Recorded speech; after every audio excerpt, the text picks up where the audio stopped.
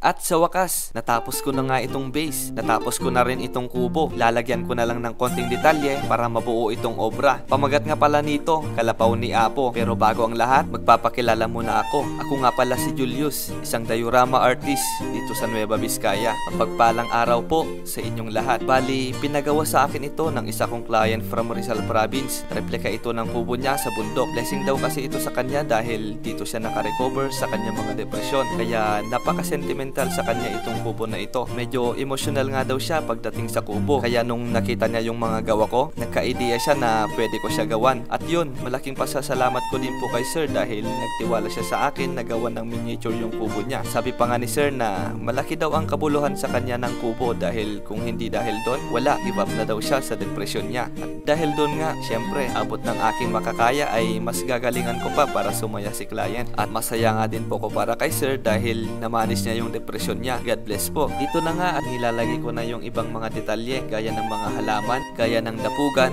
yung lutuan, yung puno na gawa sa wire, polymer clay, at na blender na foam. Ito na nga din po yung kulungan ng manok. Tapos kinulayan ko na nga din yung gilid-gilid para kahit papaano ay mawala yung mga mancha. Nakulangan nga pala ako sa detalye kaya gumawa na din ako ng 3 puno ng saging. Wala nga lang bunga pero okay na yan. Bubunga din yan. Syempre kung may bahay di mawawala yung dustpan, lalong lalo na yung walis.